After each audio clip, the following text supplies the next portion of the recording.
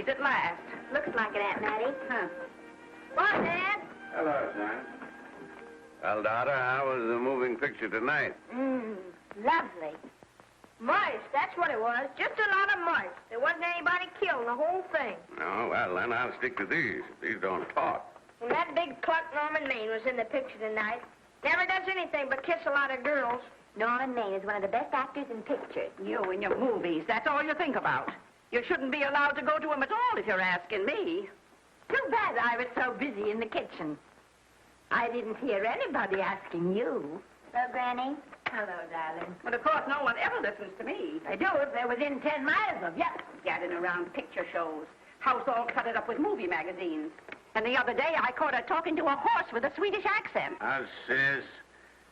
We're only young once, you know.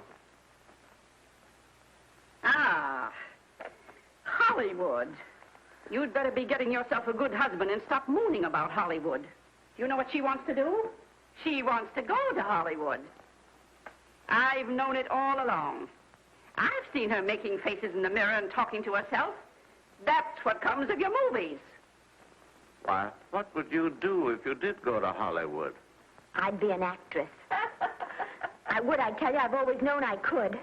Guys, wouldn't it be wonderful to have a movie star in the family? Oh, Miss Blodgett, may I have your autograph? You may not know it, darling, but you're practically on your way to bed. Oh, Miss Blodgett, you're my favorite actress. Won't you tell me the secret of your success? Oh, let me alone. I asked her, what's come over you? I'll tell you what's come over her. She's just a silly little girl whose head has been turned by the movies. And the sooner she forgets the whole thing, the better off she'll be. Why will I be better off? What's wrong with wanting to get out and make something of myself? What do you do that's so much better? Just because you're satisfied to sit here all your life, you think you can laugh at me. Well, someday you won't laugh at me. I'm going out and have a real life. I'm going to be somebody. Now, if it was spring, I'd say give her a good dose of sulfur and molasses.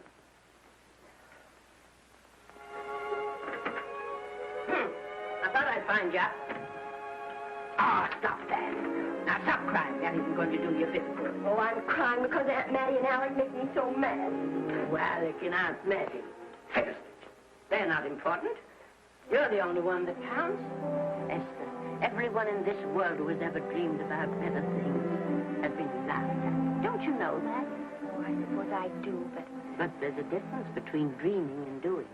The dreamers just sit around and moon about how wonderful it would be if only things were different. And the years roll on and they grow old. And by they forget everything, even about their dreams. Oh, I don't want to be like that. I want to be somebody. Oh, yes. You want to be somebody. But you want it to be easy. Oh, you modern girls, give me a pain. When I wanted something better, I came across those plains in a prairie schooner with your grandfather. Oh, everyone laughed at us. They did at all the other pioneers. They said this country would never be anything but a wilderness. We didn't believe that. We were going to make a new country. Besides, we wanted to see our dreams come true. Oh, Granny, it must have been wonderful. It was wonderful. But don't you think for one single minute that it was easy, Esther Blodgett? We burned in summer and we froze in winter. But we kept right on going and we didn't complain because we were doing what we wanted to do. Can you understand that? Yes, I can. Could you do it? Could you do it even if it broke your heart?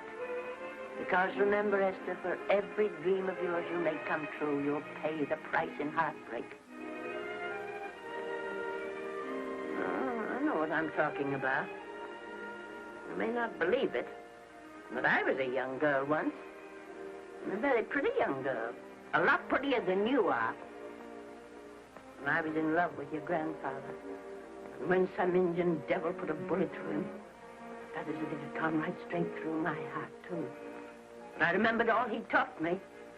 And I went right on. I buried him out there in that wilderness with my own hands. And I went right on that same day. And I kept right on going, even when your mother was born. Oh, Granny, I want to make it worthwhile.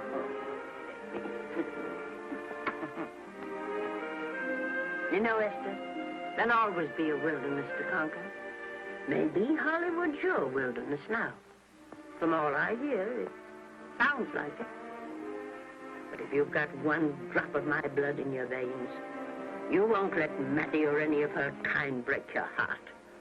You'll go right out there and break it yourself. That's your right. Here. Oh, here. Stop that nonsense. Here. Take this and go to your Hollywood. Oh, I can't take your money. Well, why not? It's your savings. Well, I was only saving up for my funeral. Now I don't think I'm ever going to die. Oh, Granny, how can I ever thank you? By giving me your word of honor that you will never tell a living soul where you got that money. I promise. Remember, if you do, I'll have you arrested for robbing me.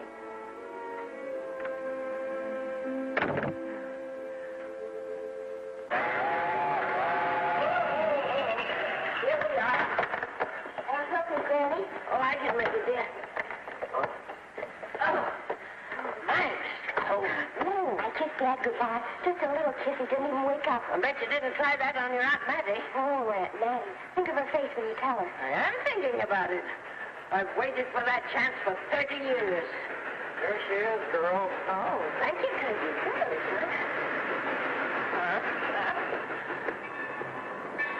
Well, come on. Here's your prairie schooner.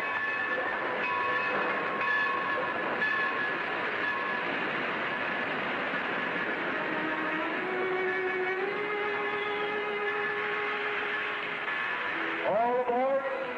Oh, Fred. Go on. Goodbye, Granny. Goodbye. I'll be waiting for you in those movie pictures. Don't tell Mattie. You know, my eyes are not as good as they used to be, but my ears are all right. So you remember, talk up good and loud. All aboard. Bye. Bye. Bye, Granny. Bye.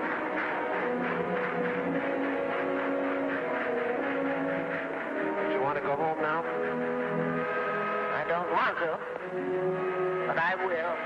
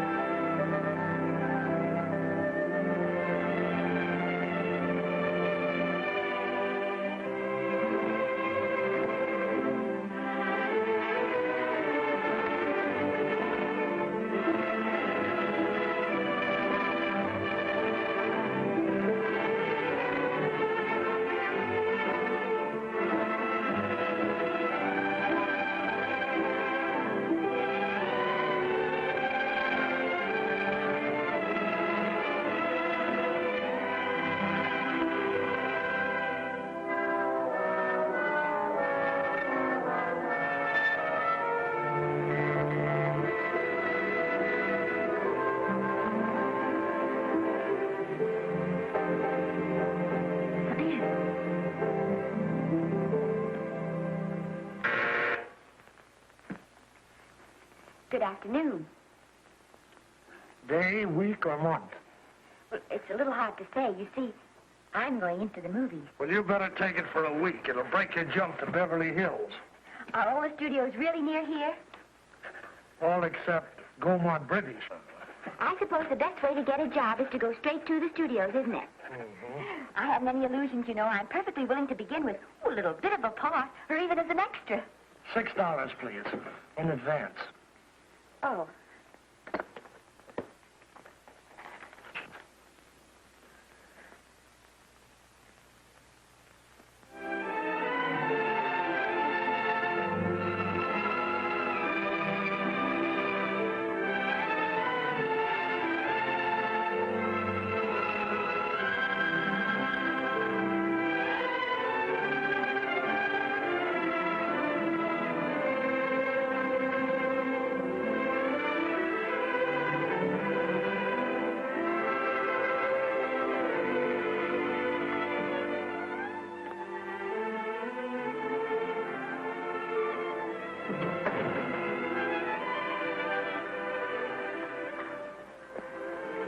I beg your pardon.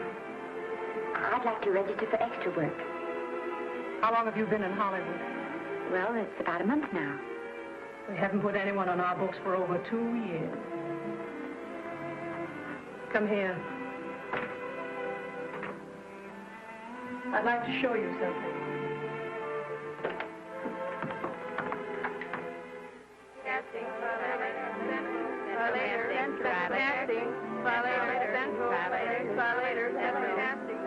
Every time you see one of those little lights flash, it's somebody asking for a job.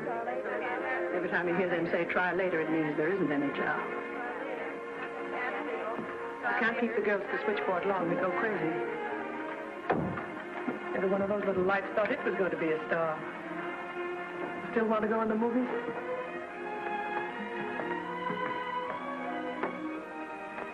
You know what your chances are? 1 in 100,000.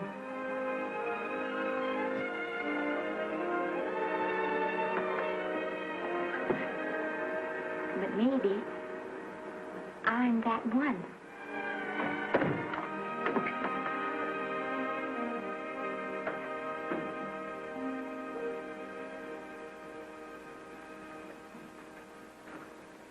Any phone calls for me, Mr. Randall? Oh, no. Jesse Lasky and Sammy Goldwyn must be writing letters instead. How's the luck today? There wasn't any. Maybe you don't go at it in the right way. Now, take Danny McGuire here. He knows the ropes. Don't you, Danny? Sure. I've had him around my neck for years.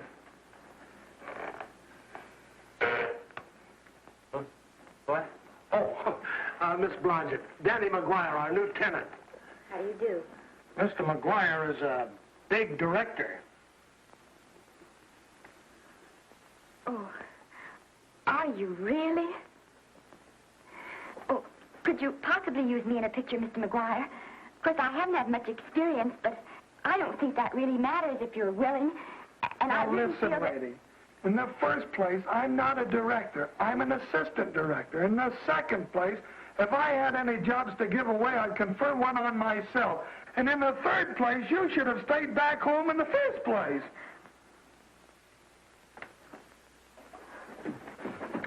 Oh, no, look what you've done.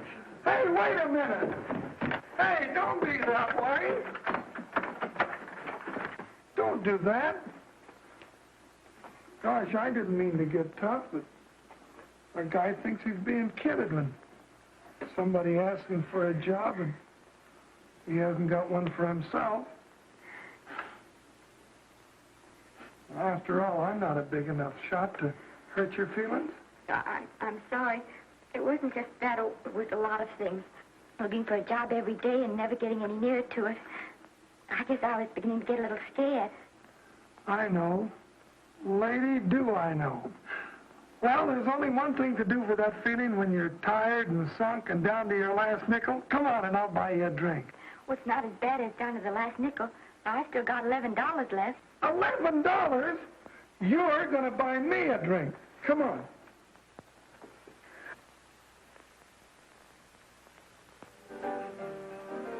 That's right, George. There's nothing like a little rum to take away that milk flavor.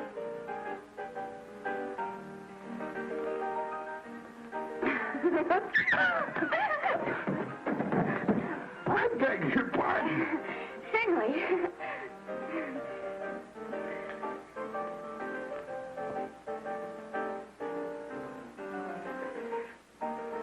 sign my contract, the first thing I'm going to do is see that you direct every picture I'm in. That's my pal.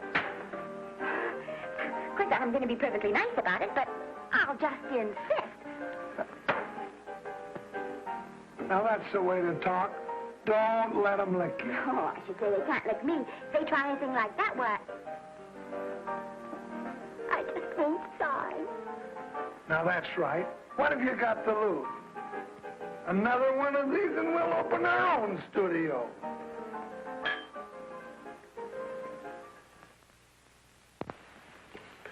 Bill rendered $24. Past due. Remit without further delay. Me.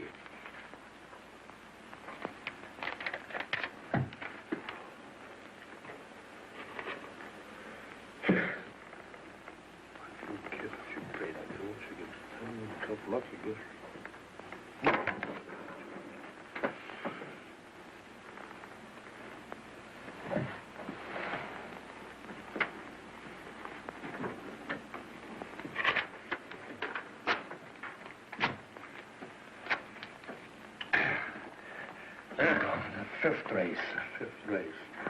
Try cap.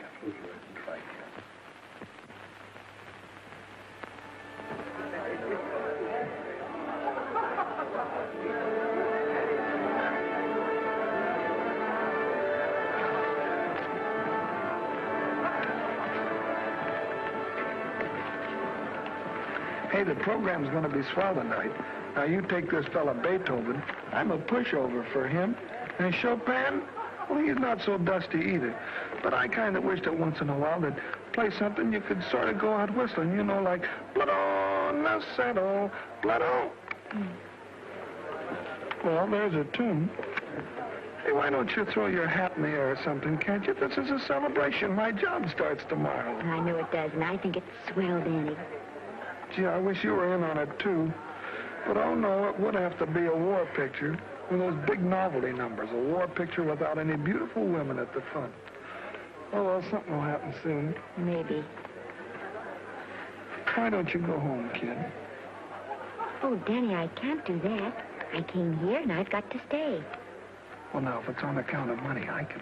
Thanks, you've given me enough already. Anyhow, this is no time to be worrying. This is a party. Look at all the people. Everybody in the world. Look. That's me in the name.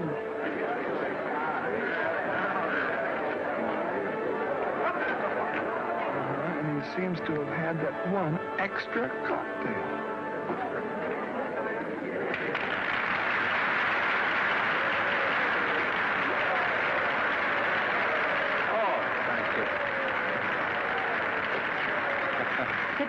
You dope. That's from the orchestra leader.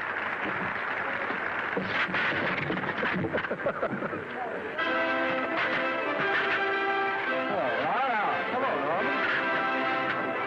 Oh, Mr. Maine, put your arm around Miss Regis. Arnold, this is the Hollywood Bowl. Oh, afraid of crowds. Go on, get out of here. What's the matter? You getting too big to bother with photographers? Don't want any pictures taken now. Oh, is that so? Well, supposing I take it anyway. Well, shove that brownie number 2 of yours down your throat. Thank you, Mr.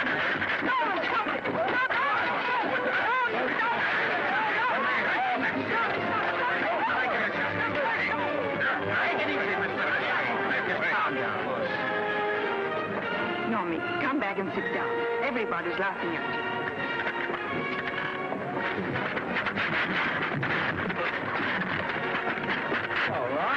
Hi, Norman. Is he always like that?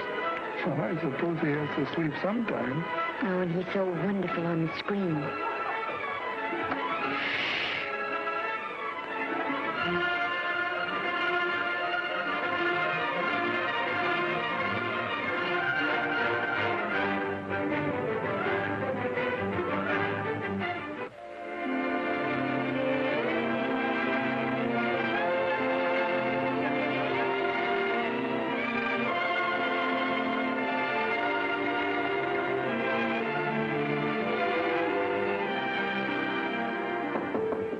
Come in.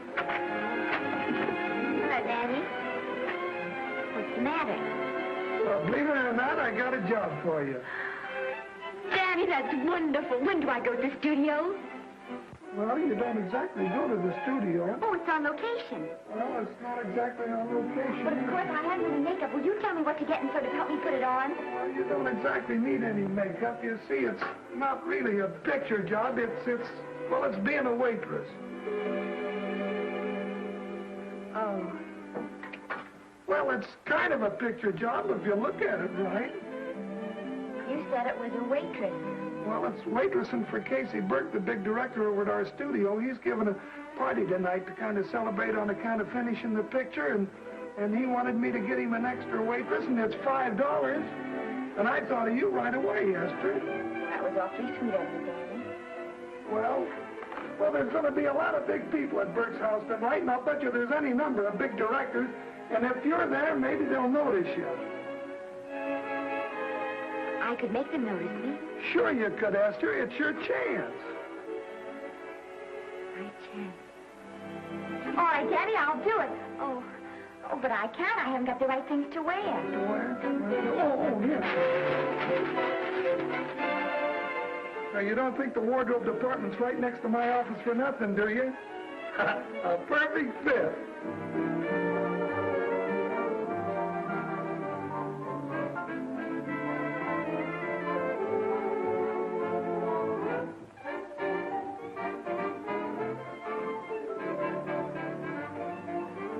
Did you get to the preview last night? I did.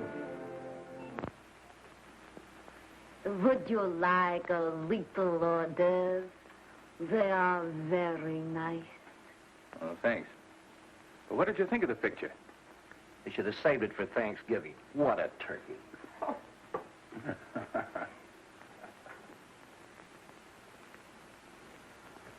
Will you have some hors d'oeuvre? You do like hors d'oeuvre, don't you? I don't think there's anything so enjoyable as hors d'oeuvre before supper, and these are rarely delightful.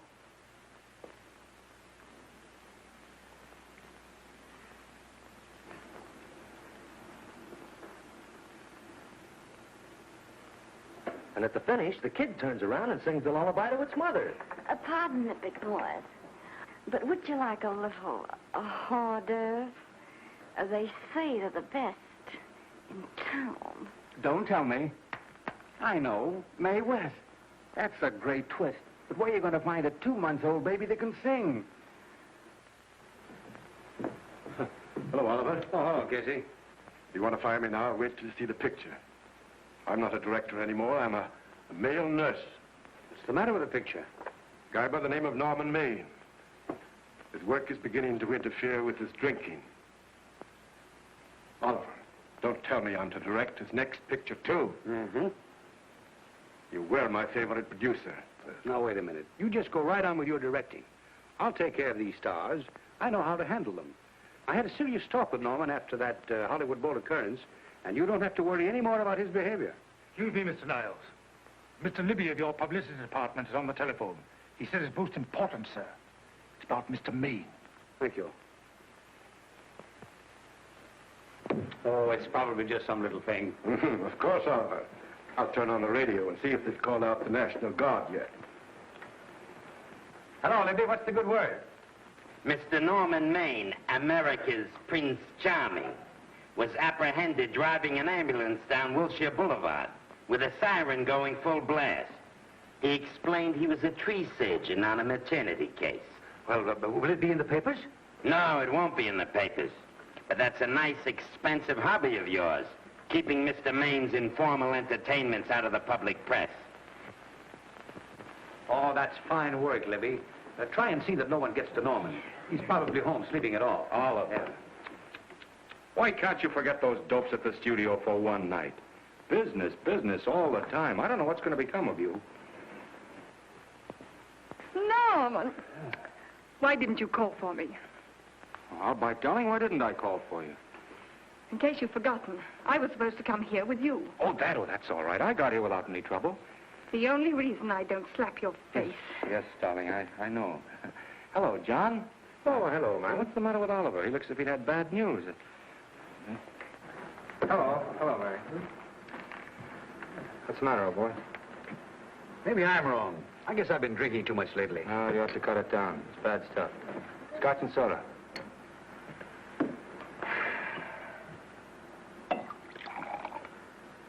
Come on. The word, you know, is pronounced when. Bad dialogue, Oliver. I'd rather not watch this. You know best. Soda. Thank you.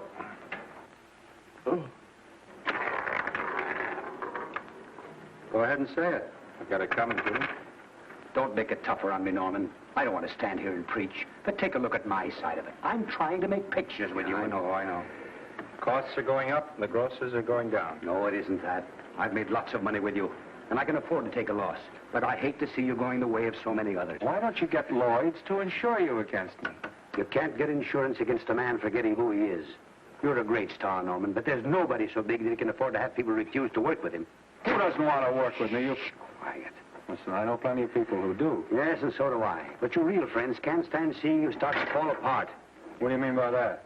The first signs are always the same. Not being able to remember your lines. Cameraman struggling to cover your hangovers. And all because you have to have a good time. Every day and every night. Listen, I've warned you for a long time. Okay, Oliver, you're a swell guy. You won't lose any money on me. I'll promise you that. I'll be ready for the curtains when the time comes. When it does, here's my epitaph. And now I think I'll, have a little drink. Scotch and soda.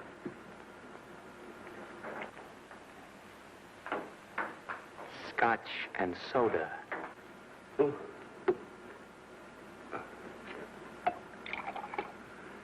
Come on.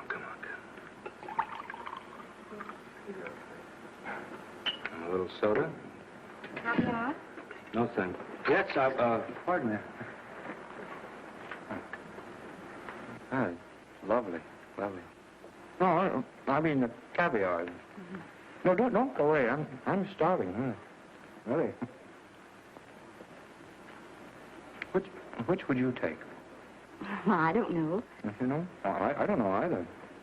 It's hard to choose. I think I'll take caviar. Mr. Maine doesn't care for any more. Do you know me? No. Well, Normie doesn't care for any more. I think I shall get very drunk indeed.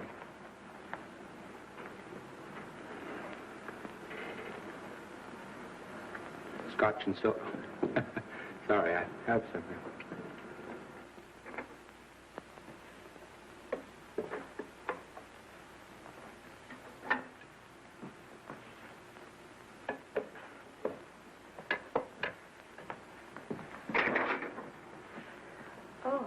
Mind if I help?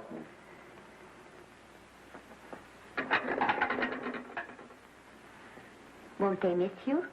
Oh, no. They'll just look under the table, and when they see I'm not there, they'll forget the whole matter. Hey, what's your name? Esther Blodgett. My name's Maine. I know. You do? Ah. What's so funny? I was just thinking about all your fans and how surprised they'd be to see you here helping me put plates away. Oh, they don't know my finer side. You'd be pretty envious of me, meeting you this way in person. Oh, you do? Well, tell me, are you disappointed? Yes. Oh, now you've done it. Oh, never mind that. That makes the room look lived in. Tell me, why are you disappointed? I was sitting behind you at the Hollywood Bowl the night you didn't want to be photographed. Yeah. I'm told I crept into many a heart that night.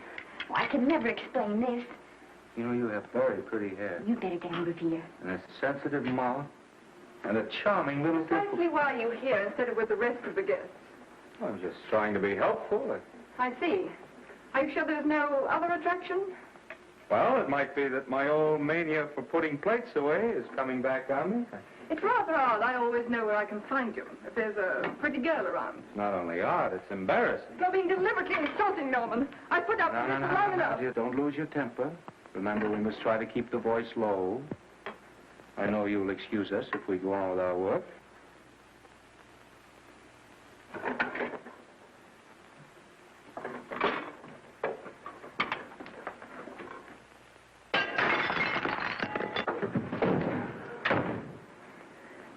Now see what you've done.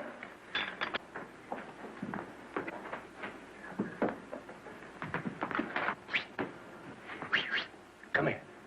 Help me up. Are you hurt? No more than usual. Come on, the wolves are on us. We gotta get out of here. Oh, I can't. The dishes aren't finished. Oh, yes, they are.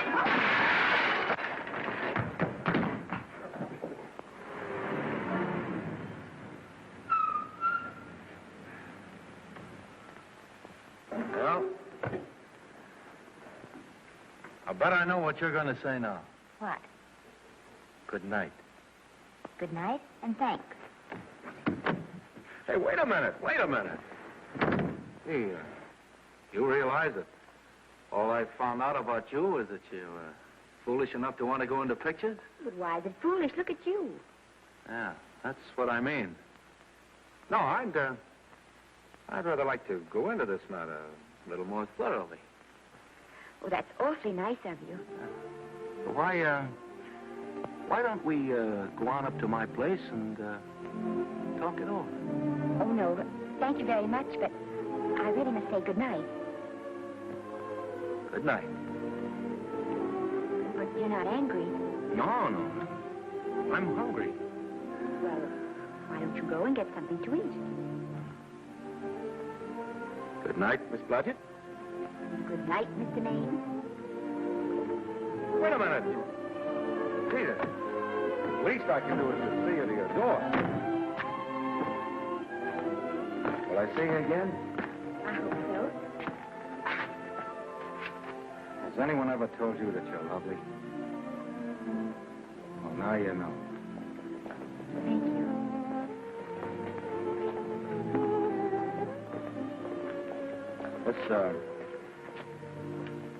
It's hard to say, but I want to say it anyway.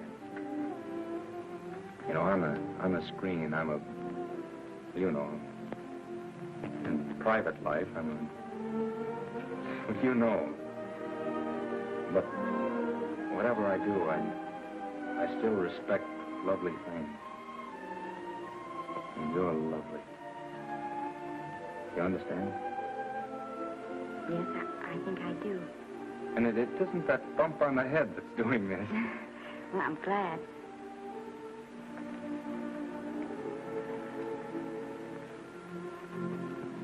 Good night. Good night.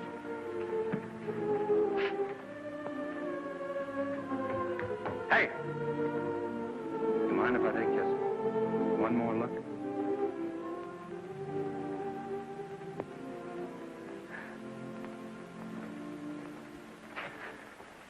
Go away. Quite impossible. I wouldn't even consider it. No.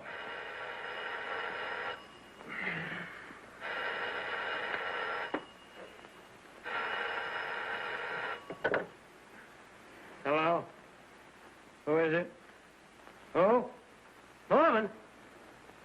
What have you done now? You're not in jail, are you? Oh. Yes, I see. Oh, it's that again. I see. She's beautiful. Yeah, I know. You want me to give her a screen test? Yeah, certainly. She's got wonderful possibilities. Oh, you know she's got something. Well, you knew all the other ones had something, too. Oh, no. I tell you, Oliver, she's got that sincerity and honestness and sincerity and honestness that makes great actresses. Oliver, I am so sure of this girl that I want to take the test with her myself. Listen, Oliver, you've worked hard. You're entitled to a break. You get...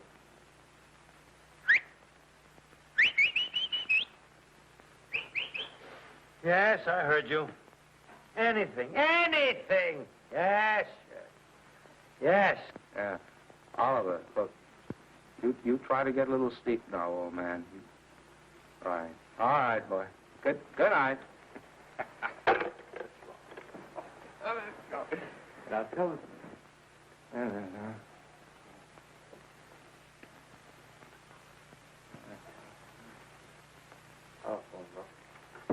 Telephone book.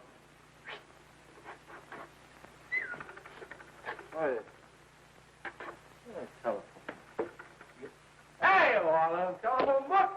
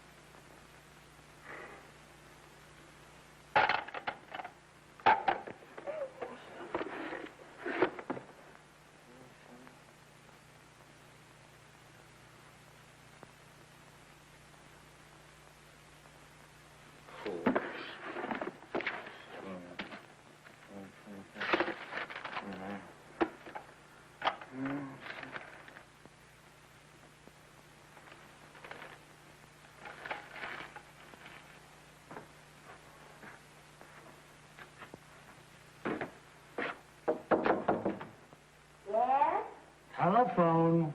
For me? Some drunk trying to be funny says he's Norman Maine. Oh, thanks. I'll be right down. And Miss Blodgett, would you give him a message for me? Tell him it's 3 o'clock in the morning!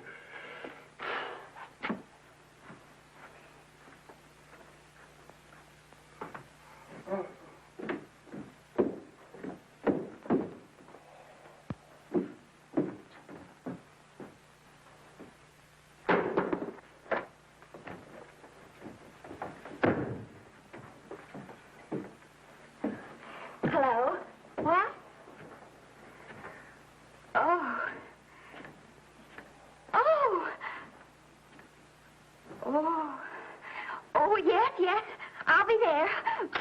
Oh, thank you.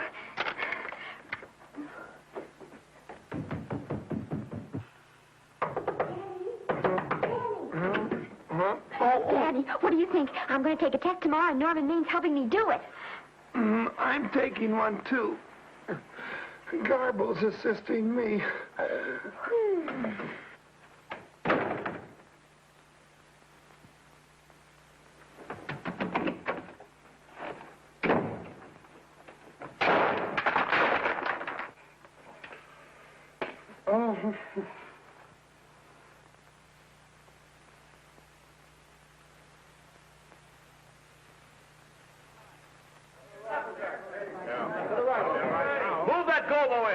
Would it still come that broad? No, the Yankee. Is this light too hot for you, Hanley? Okay, but cut down on the back way. Put a double on that 90. Bring it down a little. That's it. Now pull it. Pull down on that 150. Ready to take him. Get pulled down on that 150. Okay.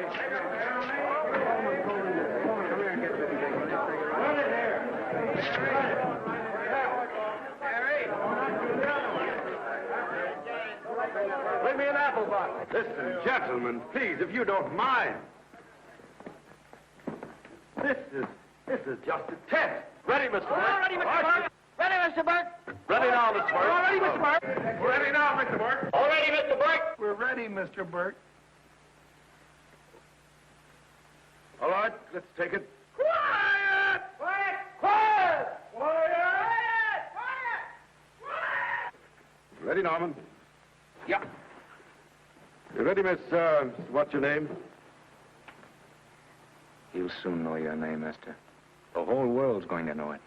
But I'm so scared. Maybe I better not try it today. Oh, come on. Now, don't be foolish. They all had to go through this. Harlow, Lombard, Myrna Loy, and now Esther Blodgett. All right. I'm ready. This is a take. Rolling. Quiet. Hey!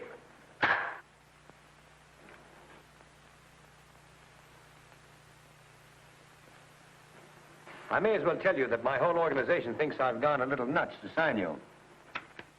Well, maybe they're right. I've been nuts before.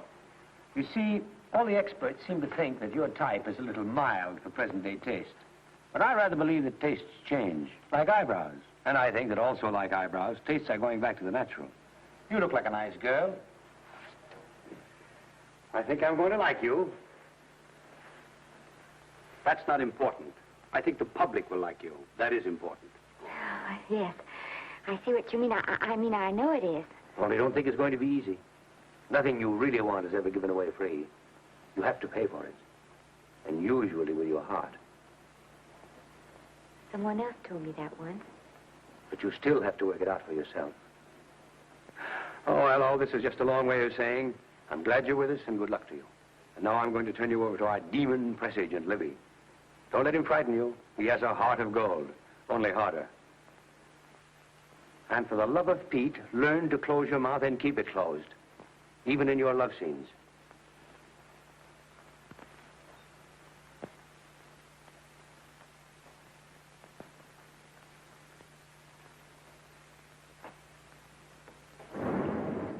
Are you a Russian?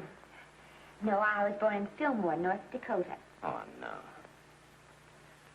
First saw light of day in a mountain cabin, a trapper's hut, high up in the Rockies. Go on. Well, I always wanted to be an actress. Dreamed of footlights as Lonely Kitty. Are you sure there's no Russian in your family? Positive. That's a shame. Well, what does your father do? He's a farmer. Social registerite father. Fed up with hypocrisies of 400, sought wilderness for consolation. There, amidst the mountain flowers, he raised another blossom. His lovely little daughter. What's your name? Esther Victoria Blodgett.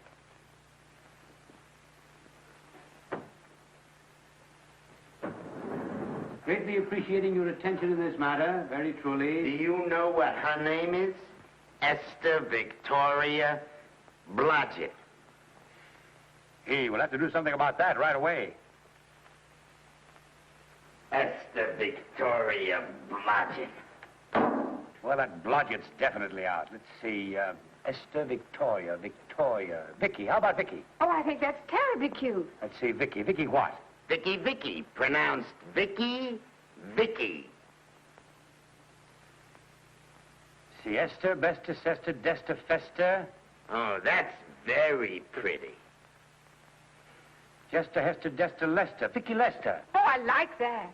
Say it. Vicky Lester. Say it again. Vicky Lester. Say it again. Vicky Lester. Say it.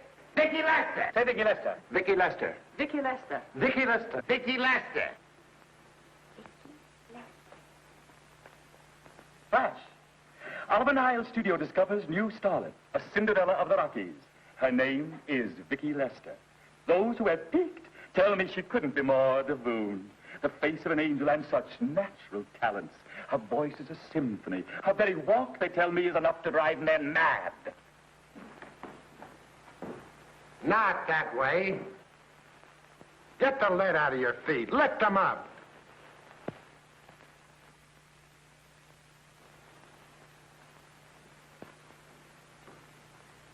That's better. It's terrible, but it's better. The quality of mercy is not strained. It droppeth as the gentle rain from heaven. Cease. Through the mouth, my child, through the mouth. The nose is for smelling roses. Proceed. Does she have to look surprised all the time?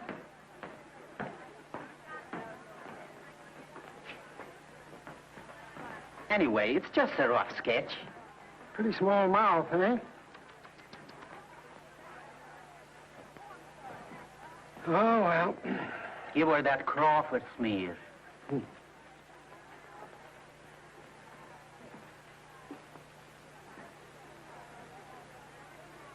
This'll give her that Dietrich. Yeah.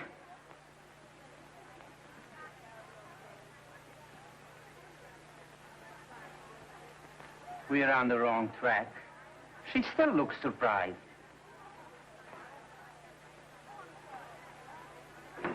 Listen, drunk people, we're shooting on the set this morning, not in the commissary. Now, come on, snap into it. Acme Trucking Company? No. Mr. Smith is not in.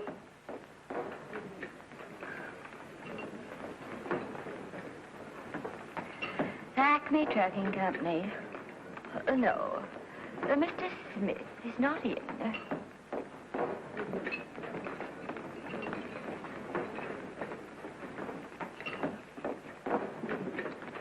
Good morning. What can I bring you, Mr. Maine? That just shows how long you've been here. Mabel, bless you. How soon are you and I going to be married, huh? I don't know. You'll have to ask my mother.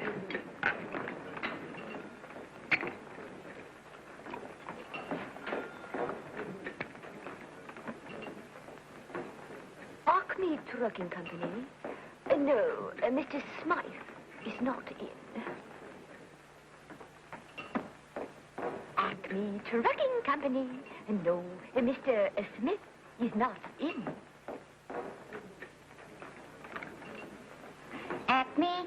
No, Smith ain't in.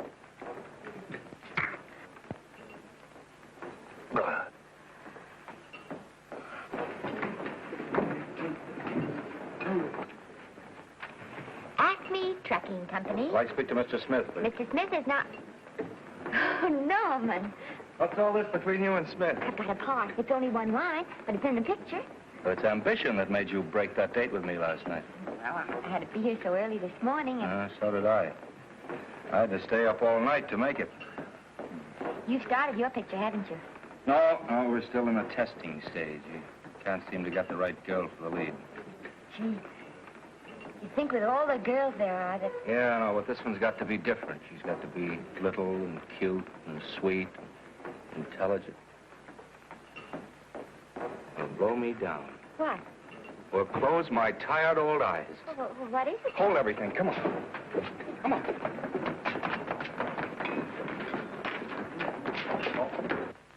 Well, you've been through the whole casting directory. I'll work day and night, Mr. Niles. And I'll work with her, Oliver. And I can be mean or nasty or anything you want, Mr. Niles. If she clicks, Oliver, you've got a star overnight. Okay.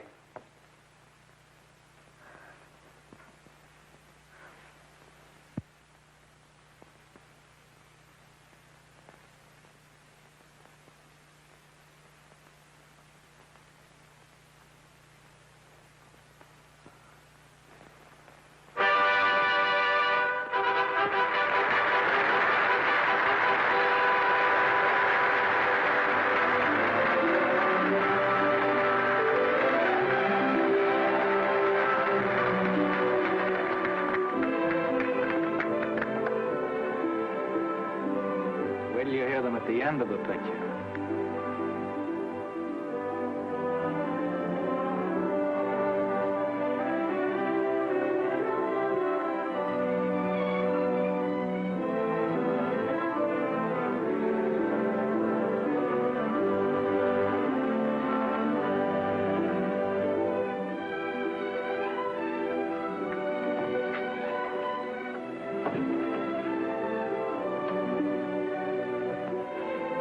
Do you think we were noticed? By no one. They're much too busy playing at croquet. I've loved you all my life. But we only met 2 days ago. That's when my life began.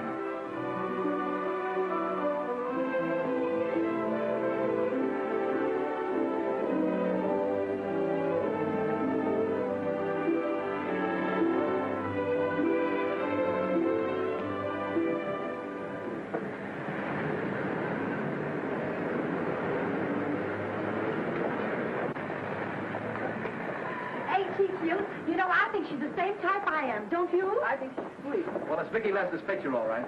I think she was much better than he was. These producers are so horribly down. They won't know how good she is. Well, maybe it's because she's a good girl.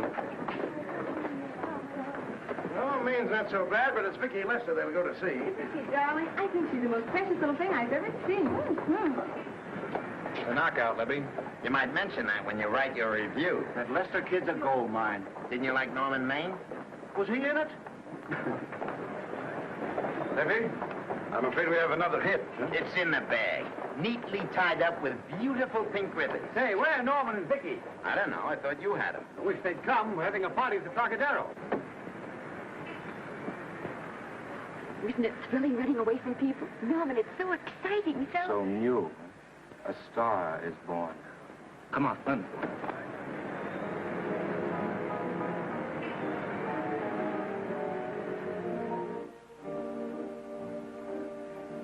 Wonderful, isn't it?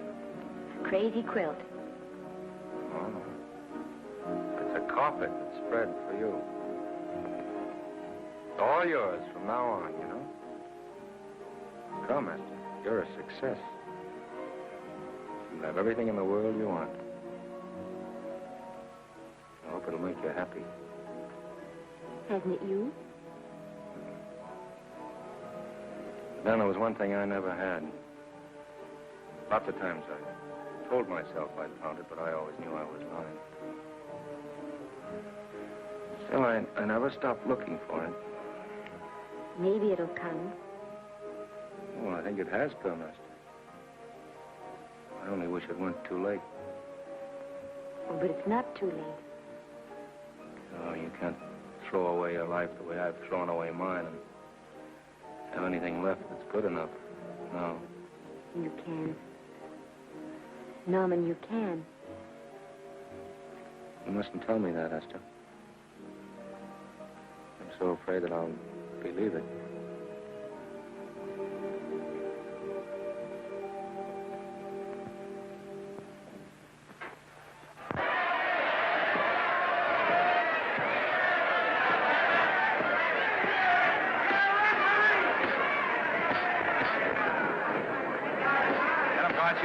Shoot your right.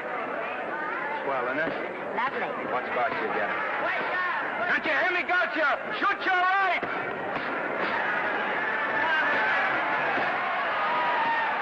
He's down! Gotcha, got him! Gotcha, got him! He did, didn't he? Yeah, but he'll be up, though. You like it? Sure I did. You like me? Sure I did. Ooh, that reminds me. Will you marry me? No, thank you. Come on, gotcha, finish him. Why won't you marry him? Wasn't that dependable? Hey, shoot your right! Throw away your money? Break him up in there, break him up. Drink so much. Well, suppose I quit drinking. Yes? Come on, gotcha, shoot the right in there, the right! Suppose I save my money. Yes? There he goes, let him have it! Suppose I became absolutely dependable on all occasions. Yes?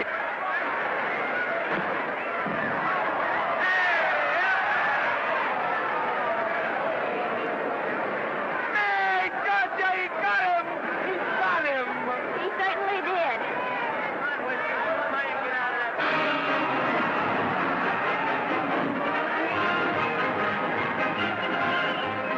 Gee, that's a beautiful fight.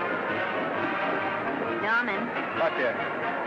would you do all that for me if I said I'd marry you? No, certainly not. I was just supposing. We're going to be married.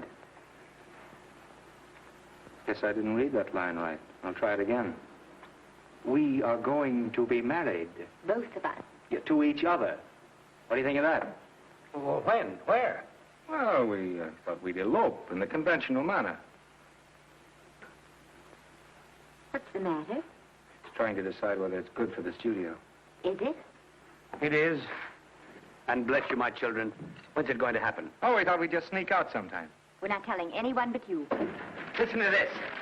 The screen's ideal romance blossomed into breathtaking reality today when Vicki Lester and Norman Maine, America's dream lovers, slipped quietly through the portals of holy matrimony. How does it sound? Horrible. But you see, we're going to elope. Sure you are. It'll be the biggest elopement this town ever saw. We'll get a tie-up with the Army, have you escorted all the way down to Yuma by 20 of their new bombing planes. Is he going with us? Don't you think we can work this thing out better alone? No sense in bothering the happy couple with all the details.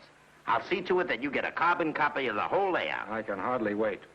I'm sorry we didn't realize that we were in the way. By your settling the details, you don't mind if I take this woman out and buy her a ring, do you? Sure, go ahead. We want everything legal. That's a charming match. A nice girl like Vicky. And public nuisance #1. Now, wait a minute, Libby. Norman's all right. And if you'll pardon my pointing, Vicky's business is her own. It doesn't require any comments. I wasn't making any comments. I just said it was a rotten shame. So go ahead and plan the elopement. Oh, that elopement stuff is out. You can't get any scope in that. We're going to have a wedding. Where'll we have it? Customary place, I believe, is a church. Nah, it's been done. This has got to be something big. The beach. I can visualize it. The bridesmaids in bathing suits. 20,000 Santa Monica school children spelling out the word love. It's a novelty, but is it big enough? Why not the city hall? A police escort of every motorcycle cop in town. Sirens screaming, confetti pouring out of buildings like the Lindbergh reception in New York, only on a big scale. What's the matter? Isn't it big enough? And now if any man can show just cause why these two may not be lawfully joined together, let him now speak or else hereafter forever hold his peace. Do you, Alfred Henkel, take this woman as your lawful wedded wife? Will you love, comfort, honor, and keep her in sickness and health as long as you both shall live? I will. Do you, I beg your pardon. Do you, Esther Blodgett, take this man as your lawful wedded husband? Will you obey, serve, love, honor, and keep him in sickness and health as long as you both shall live? I will. Place the ring on her finger. Hurry, please. Now, by virtues of the power invested in me as Justice of the Peace of San Bardo Township, County of Los Angeles, I pronounce you man and wife.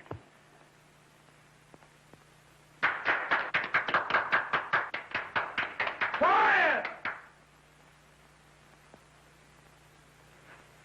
And now I must exercise my prerogative of office.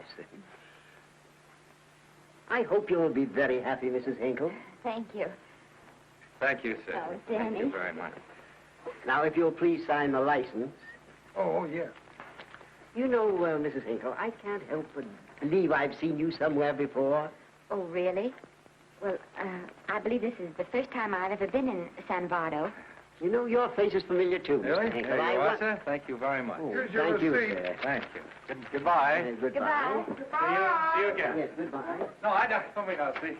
No. Yeah, I think you got by with it. But it was close. That JP was just beginning to remember where he'd seen us. Well, anyway, we got away from Libby. Hello, Toots. If you will be kind enough to glance between my shoulder blades, Mr. and Mrs. Henkel, you will find there a knife buried to the hilt. On the handle are your initials. Lovely to have seen you, Libby. Hold it, wait. hold it, Danny.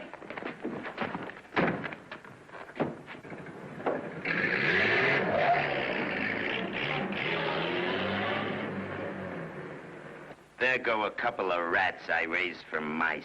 Well, they got a right to get married, haven't they? I haven't got any right to double-cross the public, and I haven't done it yet. Hey! People versus Porky Washington.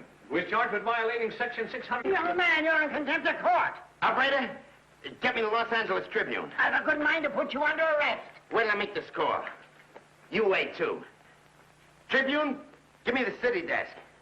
Johnny, this is Matt Libby. I got a flash for you. Norman Maine and Vicky Lester were married at 2:30 this afternoon. Vicky Lester? Court recess.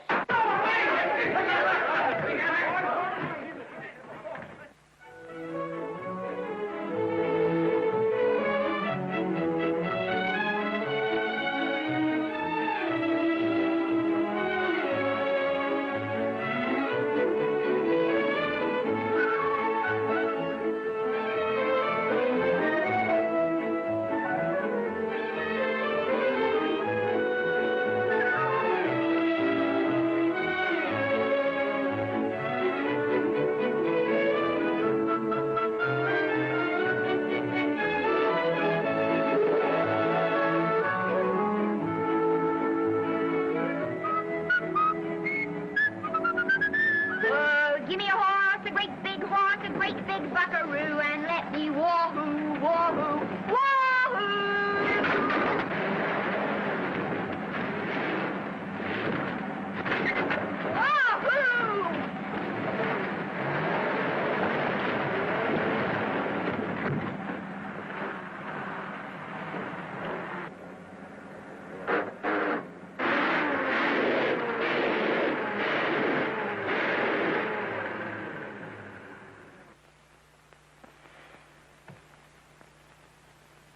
Wahoo! Wahoo!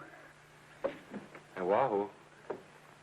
I don't want to sound immodest, but I think I've stripped the gear. Well, sit down, won't you, and let's get acquainted. We'll probably be seeing quite a bit of each other from now on. Well, might just as well break the ice now as later.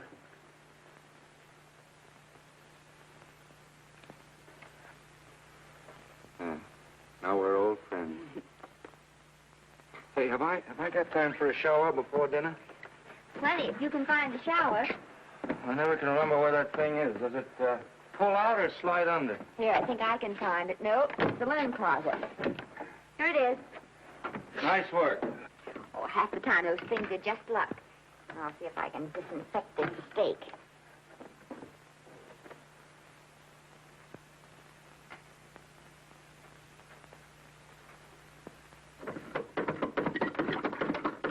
Yeah, Esther, there's no soap.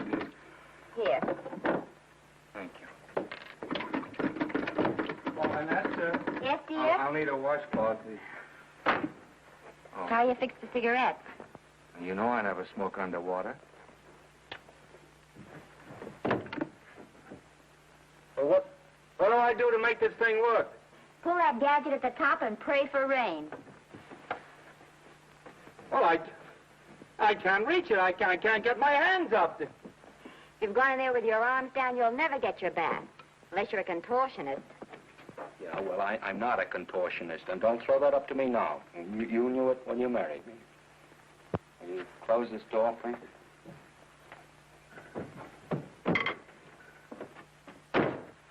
Thank you.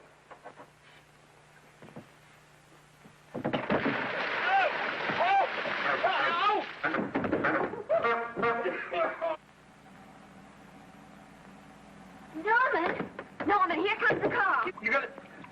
Huh? Here, quick. Quick what? Quick, go out and stop them and ask for help. Oh, I'll catch cold. Oh, you'll get warm again. Yeah, don't you? They'll recognize me. Now, if you keep your face down, go on. There may not be another car for a week. What? Howdy, partner. Howdy. Stuck? Yeah, how'd you guess it? Can you get us some help? Well, I reckon not. You know, it's a long way to town. We're pretty busy down at the place. Well, I got to get out of here. I've got my wife with me. Don't she like the country? No, and we're short of food. There's a lot of game in them woods. You know, well, my wife can't shoot. Well, you're sure up against it. Sorry I can't do anything for you. Well, wait, listen, I'll be frank with you. I'm Norman Maine. Who? Norman Maine. Well, my name's Judd Baker. Glad to have met you. Well, so long. Hey, wait a minute. Listen, you don't... So you're Norman Maine.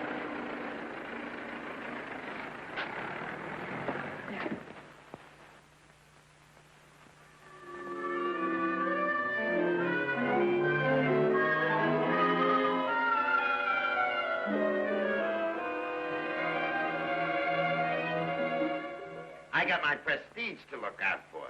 I'm supposed to be the best publicity man in the racket. And they laughed themselves sick when I even tried to get a decent mention of Maine. Yes, I know how sensitive you are, Libby, and I don't like to see your feelings hurt. Thanks, boss. Now, Vicky, there's a dish for free space. But if Maine swam across the Pacific, the papers would keep it a secret. Well, the exhibitors don't like him, the critics don't like him, the public don't like him, and I don't like him. Who likes him?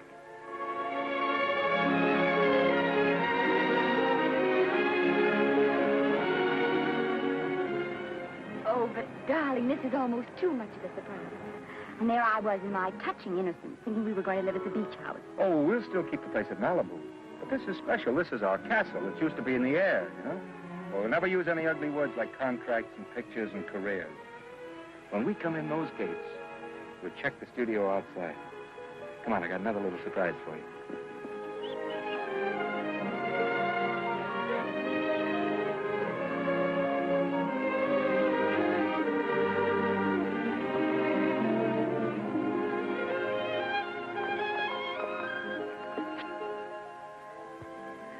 Oh, Norman, it's lovely.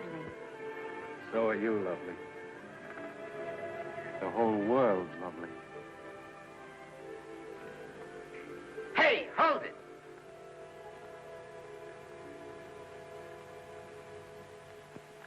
That's it. Caption, their honeymoon never ends. All right, let's get some pictures.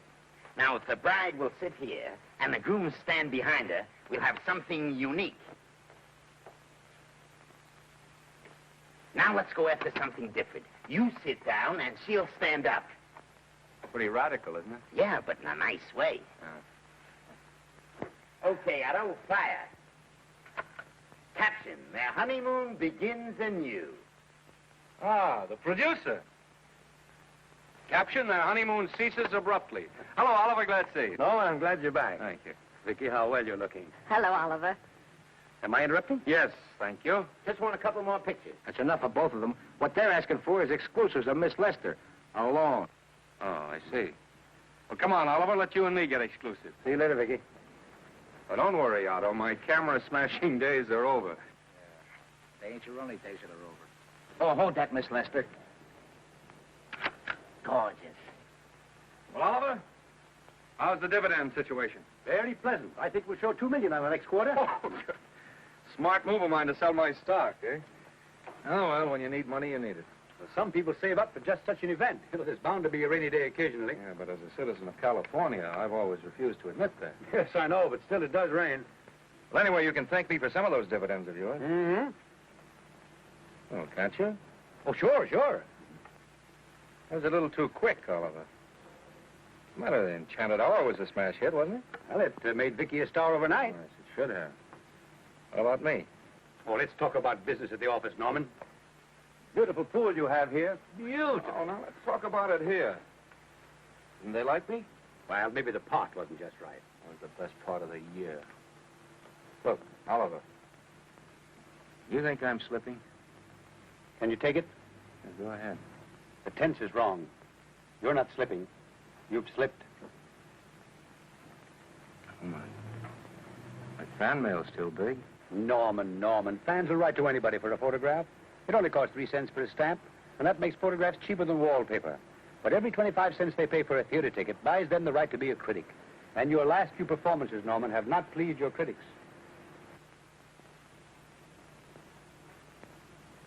You remember I told you I'd be ready for the curtains when the time came? Here it is. Let's call off the contract, no hard feelings. We're not quitting, either of us. There's no explaining these things. We've all seen how the public turns. Maybe we can turn them back. I've got a swell script lined up for you. About Esther. If you think that I'm going to get in her way... Well, as a matter of fact, as it happens, there's no part in this story for her. I'd more or less planned to star her in a picture of her own.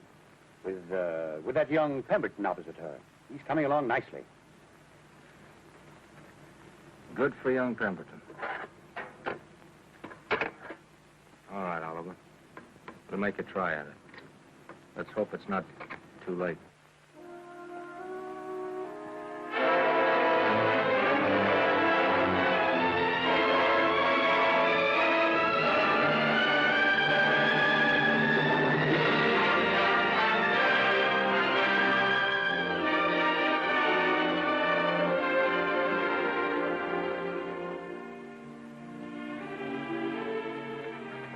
No argument. I'll buy those. Huh. The screen's most finished actor. I'll say he's finished. He keeps them away in droves.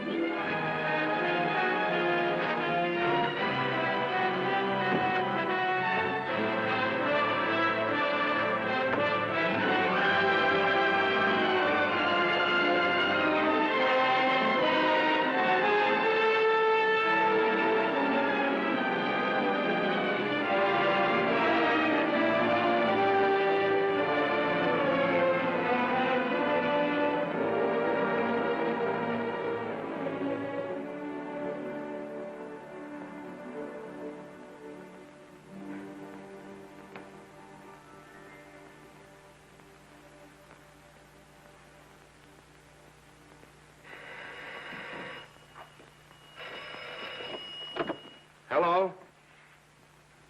No, Miss Lester isn't home as yet. No, I'm not the butler.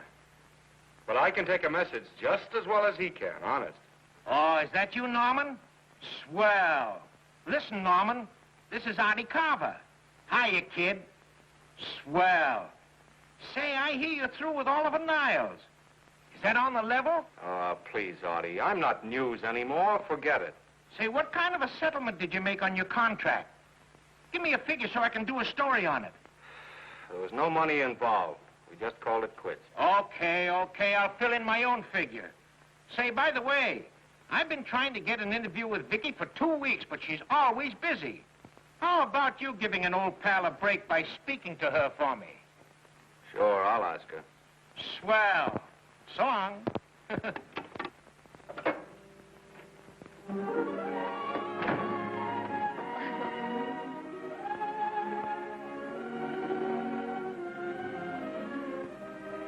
I didn't mean to be late, darling, but Casey wanted... All right. You're here now. What's new today?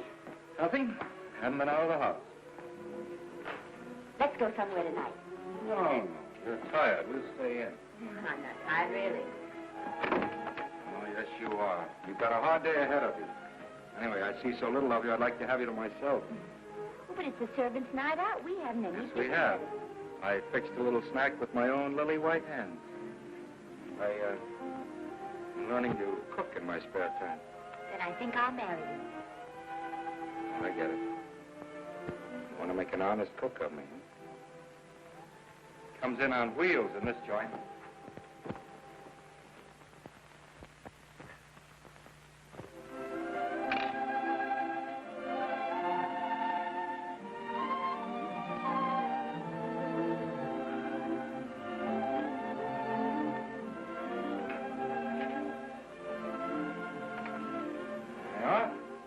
How's it look? Wonderful. Huh? That's what I thought. Now then, don't be formal, just pitch in. Yeah?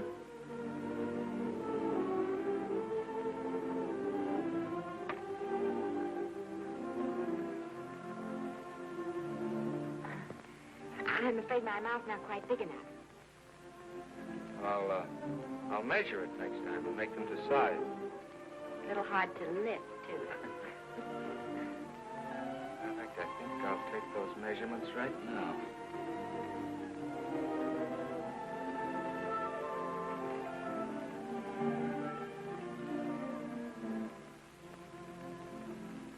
That's what I wait for. All day. That's why I rush home without even changing my costume.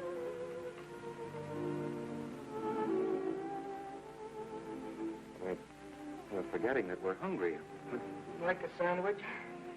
Thank you. I still have a little work on this one.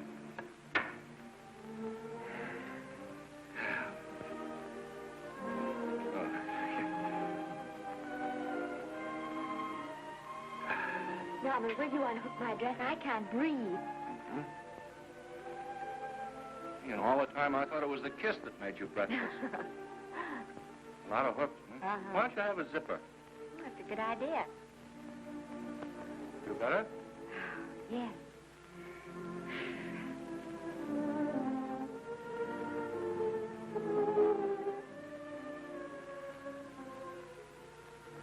Don't look now, but I think that guy on your left is in love with you. I hope so.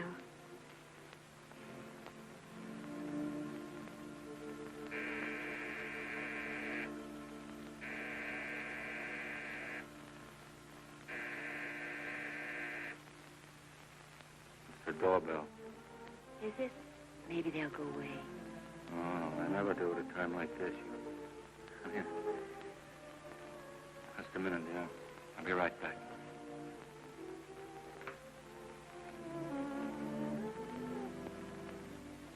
Does Vicky Lester live here? Yes. I got a package for her. I'll sign for it. Well, who are you? I'm her husband. Oh, sure. I'm right here, Mr. Lester.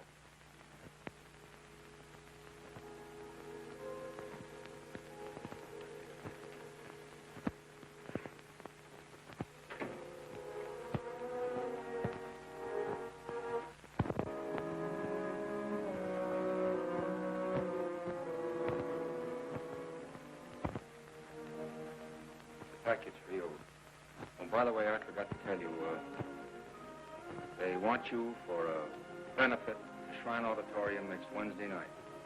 I told them I'd ask you. And, Oh, darling, I don't want to hear about that now. well, you better wait till I finish before I forget them all.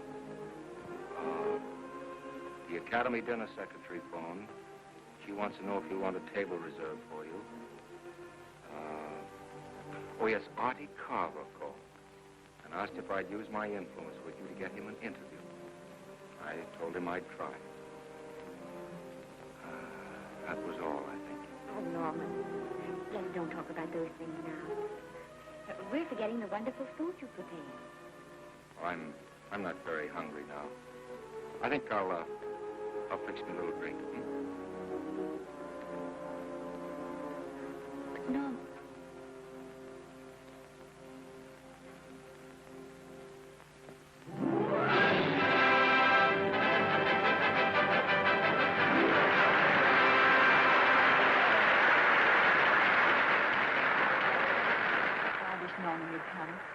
Stop worrying. And think how nice that statuette's going to look on your mantelpiece. Do you suppose anything's happened to him? But of course not. He's just been held up in traffic. You think about that statuette. And now we arrive at the climax of the annual dinner of the Academy of Motion Picture Arts and Sciences, the highest award within our power to bestow. We have already applauded with our hearts as well as our hands, while awards are being given those gentlemen who during the past year have rendered distinguished service to the motion picture industry. We now pay honor to the ladies, or rather to one lady. We offer to her the Academy Award for the finest performance of the past year. She has already had the world's acclaim, but this is the tribute of her fellow workers, the men and women of this industry. It is not only my pleasure, but my privilege to present this award to the actress who created the unforgettable Anna in Dream Without End, Miss Vicki Lester.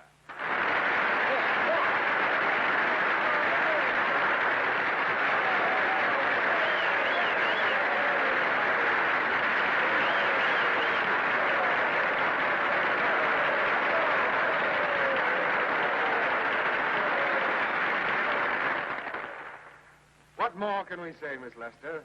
This says it all for us.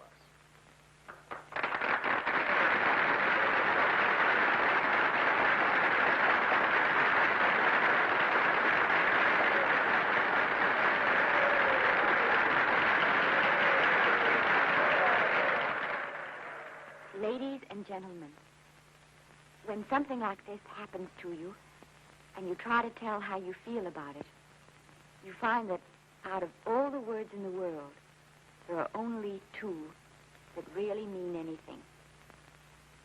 Thank you. All I can do is to say them to you from my heart. All I can do is to keep on saying them. Hey, that's fine. All the same. That's a very pretty speech, my dear. Very pretty. You said the right thing. I want to be the very first one to congratulate you on that valuable little piece of bric-a-brac. Now I want to make a speech. Gentlemen of the Academy and fellow suckers, I got one of those once for a best performance. They don't mean a thing. People get them every year. What I want's a special award, something nobody else can get. I want a statue for the worst performance of the year. In fact, I want 3 statues for the 3 worst performances of the year, because I've earned them. And every single one of you that saw those last masterpieces of mine knows that I've earned them. Libby, start the music. What I'm here to find out is, do I get them or do I get them? Now answer yes or no.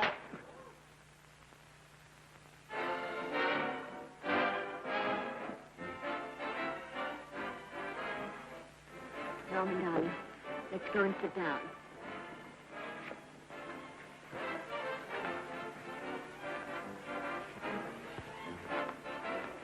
Come on, Norman, sit to that. That's for you, Norm.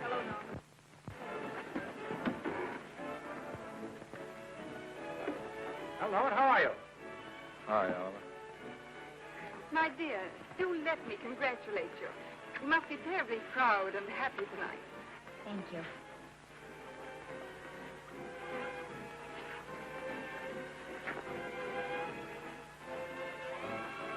Somebody give me a drink.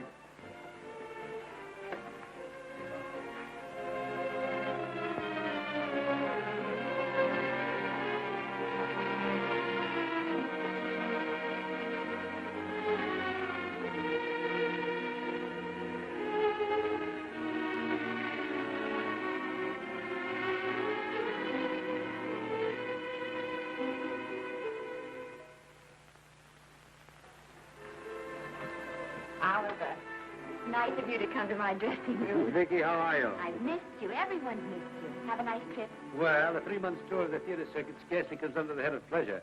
But the way they're screaming for your pictures all over the country. Miss Lester, if I may talk shop, you are a knocker. Thank you. It's good to hear that.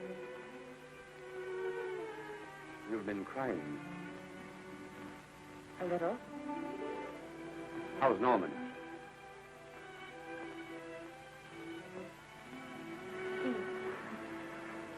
Well, he's trying awfully hard, Oliver.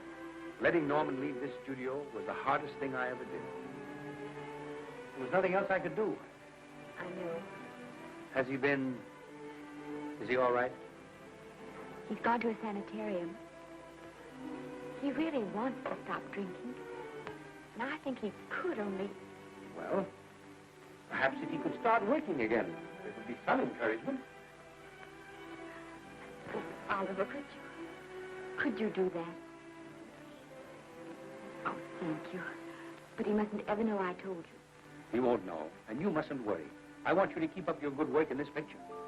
I'll try, Oliver. That's the one thing I can do for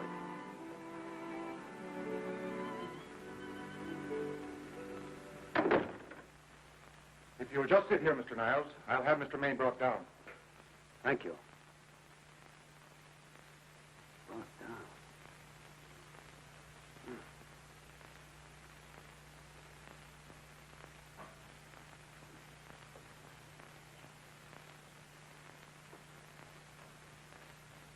Hello, Oliver.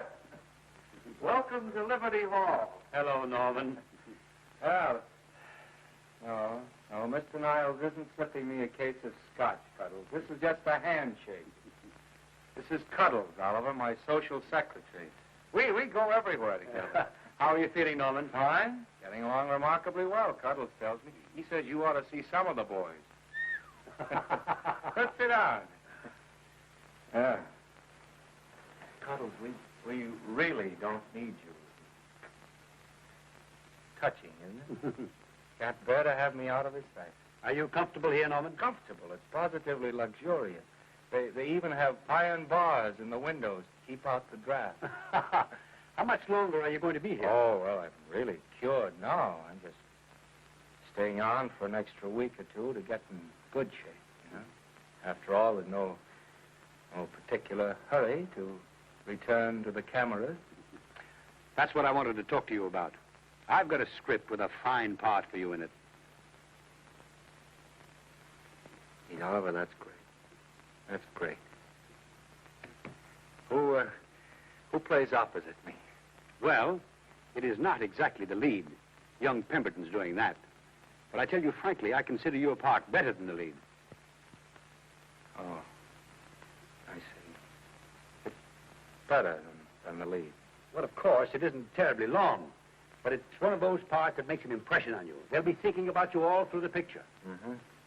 Well, the thing is, Oliver, I'm pretty well set at another studio. I'm not at liberty at the moment to tell you which one. You know yourself how those things are. Of course. But it's a big picture. It's one of the biggest of the year. Mm-hmm. And the part. Every actor in Hollywood would give his teeth to play. Hey. Well, that's fine, Norman. Naturally, that will tie you up for a while. But we won't get to this picture for some time. And perhaps, if you want to consider it for later on, well, we'll be... I'll tell you, Oliver, you'd better not count on it. See, I've got several pictures lined up after this one, and they're talking to me about England. You know, they're doing some very interesting things over there, you know? Mm-hmm. Hey. What is it, Cuddles? Speak right out. We all love you. For dinner. Oh, here we dine at 5:30 here. It makes the nights longer. Well, goodbye, Norman. I'm glad to see you getting along so well. Be out in no time. I'll have to introduce myself all over to a lot of people. They won't know me when I'm not drinking. Goodbye. Goodbye, Norman. Thanks for dropping in. Well, Cuddles? Alone at last, eh?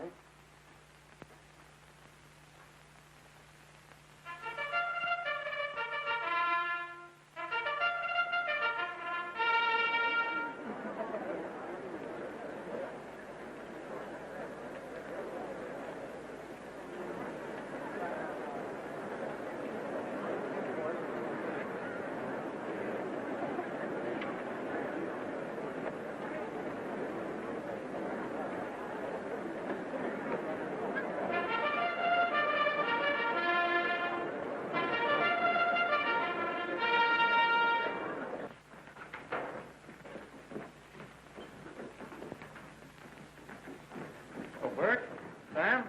How are you, Marion? Oh, hello. Hello. Hello, Normie. Glad to see you. How I hate to run into these has-beens. They give me the creeps. Me too. He was good while he had it. And he had it quite a while. Hello? Hello, Mr. Maine. I haven't seen you in a long time. Oh, I've been resting. Ginger ale, please. Ginger ale and what? Ginger ale and ginger ale. A new leaf? A whole new book. Thank you. Scotch straight. Hello, Libby. Why, it's Mr. America of yesteryear.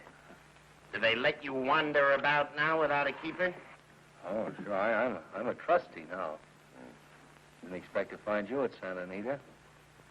What do they do with the actors while you're away? Oh, they cut them into slices and fry them with eggs.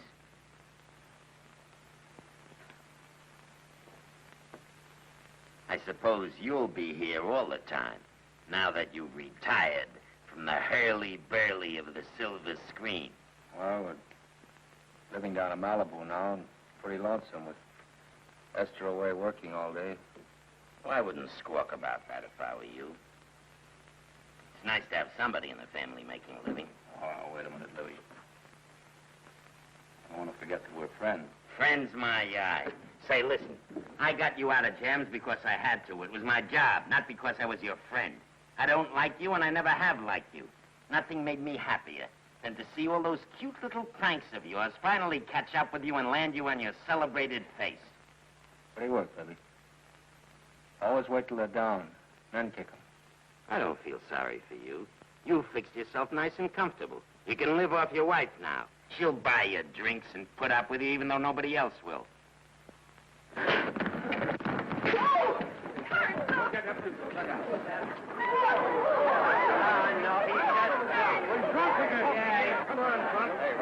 a minute. Come on outside for you, wife. I'm Norman Maine. Well, that's not my fault. Oh, don't bother to toss him out. He's harmless. All right, Mr. Libby, if you say so. Sure, let him go. What can he do? He can't fight any better than he can act. Norman Maine. Oh, he's drunk again. Why, he's been drunk for years.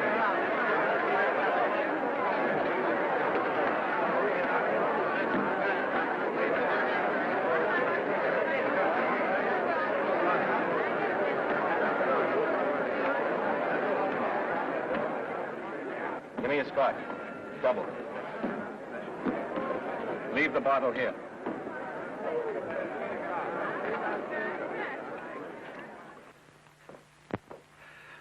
Vicky, you'll be ill. Why don't you try to get a little sleep? But he's been gone 4 days. 4 days and not a word.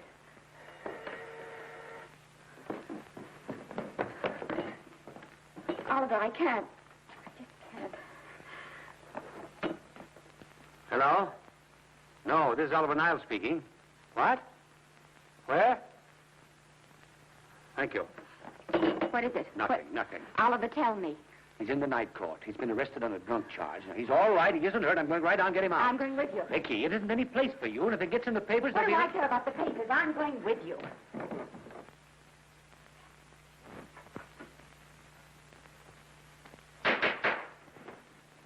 Division 30, Municipal Court, County, Los Angeles, now in session. The Honorable Judge J. Parrish presiding. Be seated, please. Was you able to do anything? Judge wouldn't even see me. Ready, Your Honor.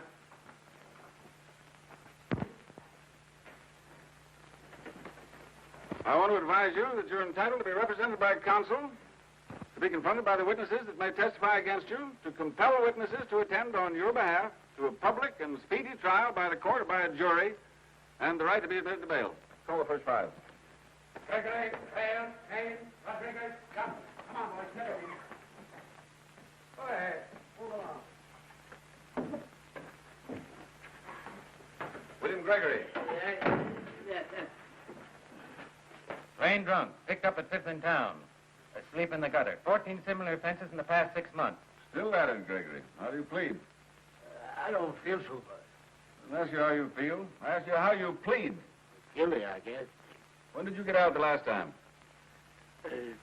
Just before Christmas. Well, I'm sorry you'll have to miss New Year's. You'll be out in time for Washington's birthday in 60 days. Milton Rails. Plain drunk, picked up on Brooklyn Avenue, given treatment at receiving hospital, then removed to jail. How old are you, Rails? 17, sir. Did you take a good look at those men in the cell with you last night? Yes, sir. And have you taken a good look at yourself this morning? No, sir. Well, I suggest that you do. $5 or 2 days. Sentence suspended. Oh, Judge.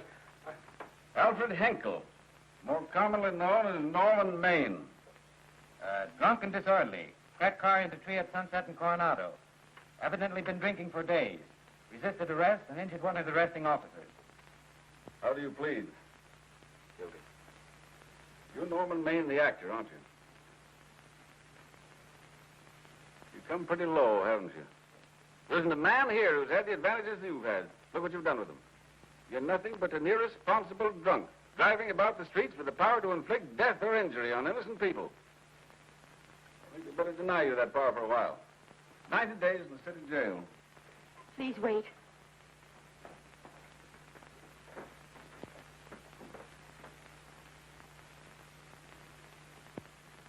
I'm his wife. Yes, I recognize you, Miss Lester. Please, Judge. I promise you this won't happen again. I'll be responsible for him. If you just won't send him there. You realize that this man, when drunk, is obviously a menace to public safety? And you realize, too, Miss Lester, the responsibility you'll be assuming to this court and to the Commonwealth. I do. Sentence suspended. Prisoner remanded to custody wife. Thank you. You can get him at the jail entrance, madam. Jose Rodriguez.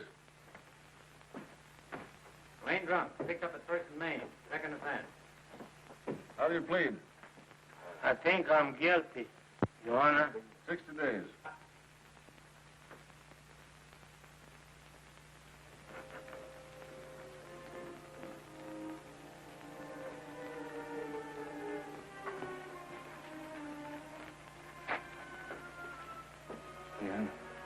I'm so tired. Hold him, Mr. Maine, for picture.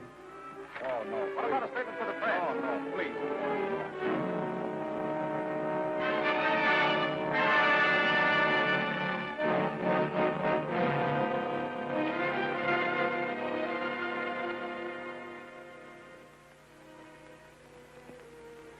Still asleep. Been asleep nearly all day. It's the best thing for him. Awful to see this happen to someone you love. And know in your heart that it can't get any better.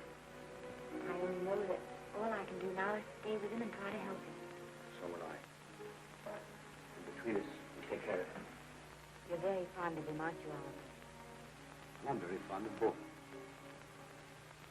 Then I know you'll understand what I have to tell you. And after what happened last night, I think you already know what it is. I can't do any more pictures. I'm going away for good with Norman. You can't do that, Ricky. You're at the very peak of your success. And you've worked so hard to achieve it. That's what's been wrong. And I've thought it all out. Maybe if I hadn't been away from him so much, last night and what went before, it wouldn't have happened. And I know it's too late to think about that now, but it may not be too late to go away with him and start over somewhere. It's your life you're giving up, Vicky. so I can try to give Norman back his. Can you honestly tell me I'm wrong to do it? No, Vicky. I cannot honestly tell you that. Then there'll be no more Vicky Lester.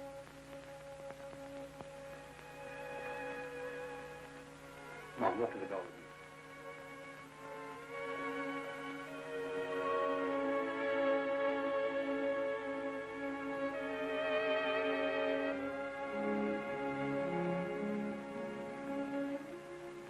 Goodbye, Vicky Lester.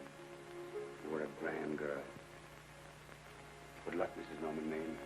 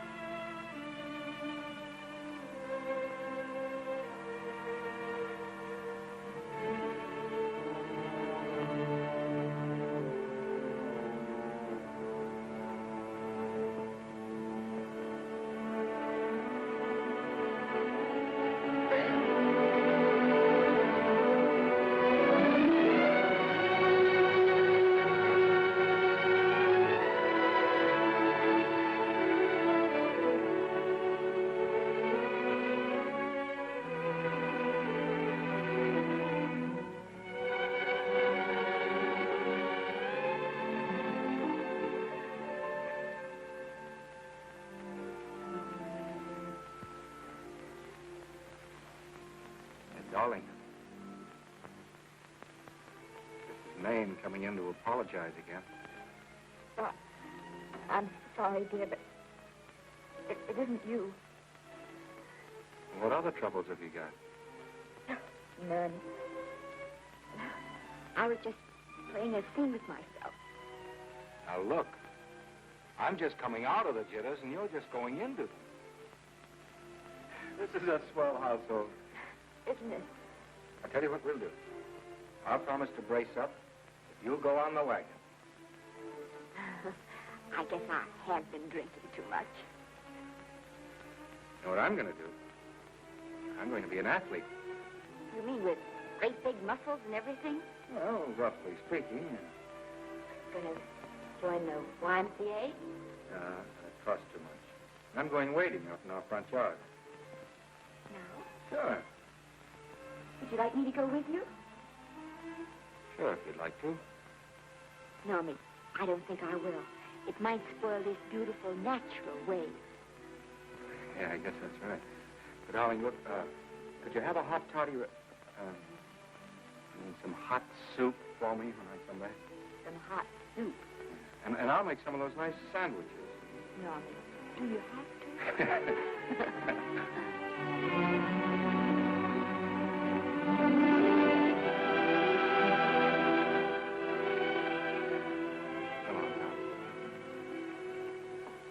Now, don't stay in too long.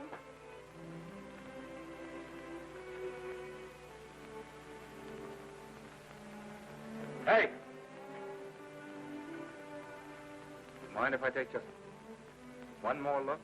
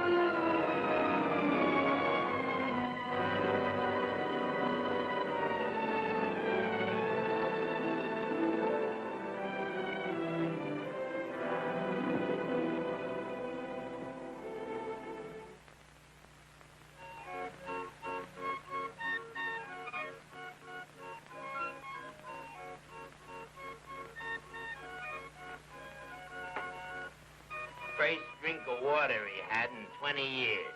And then he had to get it by accident. Pardon.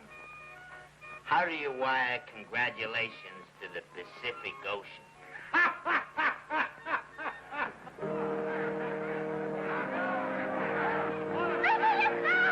Oh, you can't see her face. Hello, Vicky.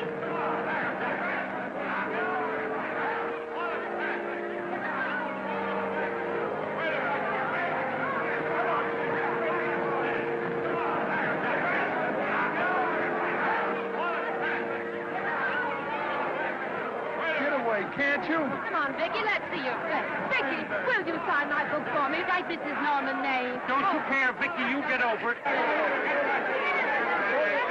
Stand back, can't you? Don't you cry, dearie. He wasn't so much.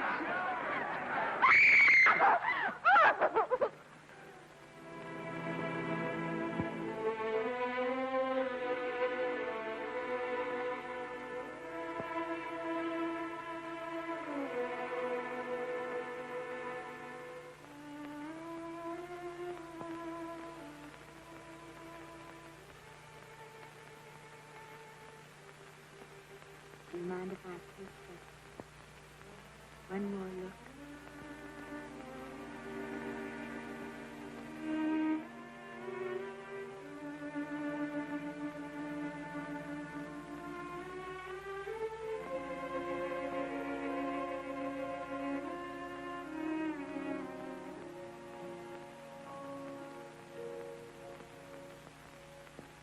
Here are the paychecks for the servants, Graves.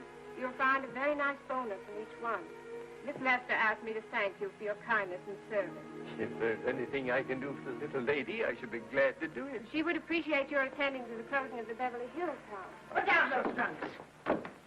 Put it down, I say. Well, where is she? In the bedroom. Who are you?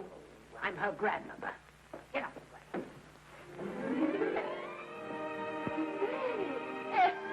Granny, darling. Oh, I'm so glad to see you. What made you come?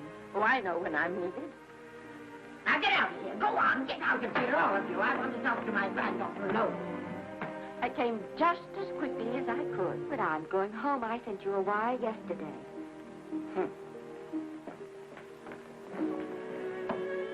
Sit down. Is it true that you're going to quit the movie? I never want to hear them again. What are you running away from, little girl? I'm not running away. It's just that I can't go on. My heart isn't in it anymore. Once I told you if you get what you want, you have to give your heart in exchange. And you said you were willing. Do you remember? I remember. It seems to me that you got more than you bargained for. More fame, more success, even more personal happiness. Maybe more unhappiness. But you did make a bargain. And now you're whining over it. I don't think I'd feel so very proud of myself if I were you, Esther. I'm not, Granny. My mind's made up. Oh, and I'm sorry I gave you the money to come out here. You just wasted. Oh, but Granny... I was proud of you, Esther. I was proud to be the grandmother of Vicky Lester. It gave me something to live for. Now, I have it ended. I know. Oh, I want to be strong, but I can't go on. You must. Tragedy is a test of courage. If you can meet it bravely, it will leave you bigger than it found you. If not, then you'll have to live all your life as a coward. Because no matter where you may run, you can never run away from yourself. I never knew Norman Maine. He wrote me a very sweet letter when you were married. He said you told him how much I meant to you. And I know just how much you must have meant to him. You know, Esther, I can't believe that wherever he is, he can be very happy, knowing that his death broke the spirit of the little girl he praised me so highly for raising. And I can't believe that he can be very proud, knowing that all his great love did for you was to make you a quitter. The car is ready, Miss Lester. We'll have to go now to make the train.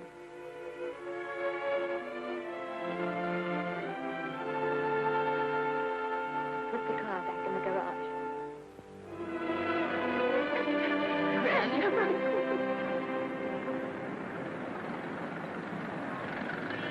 The entire picture industry has come to the Chinese theater for this opening tonight.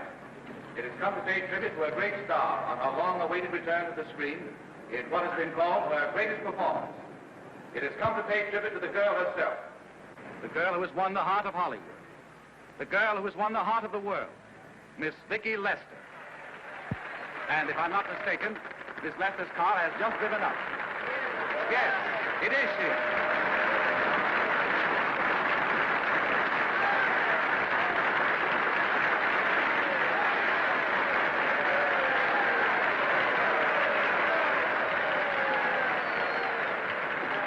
I hope this doesn't scare you too much. I scare very slowly, young man. 6 mile, folks, please.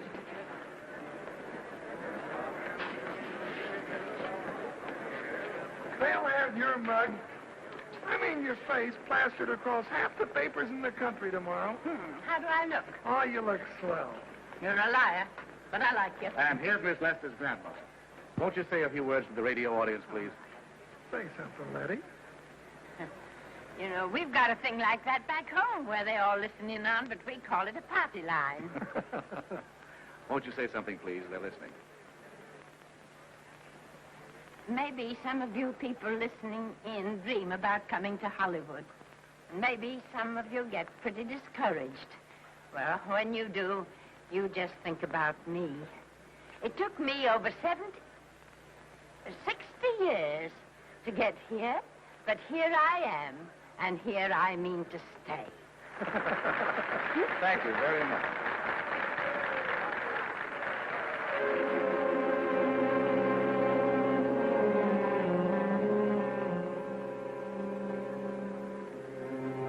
Miss Lester.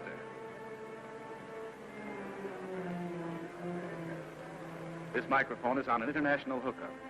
Throughout the world, your fans are hoping that you'll say a few words to them.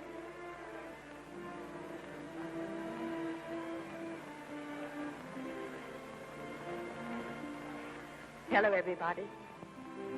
This is Mrs. Norman Maine.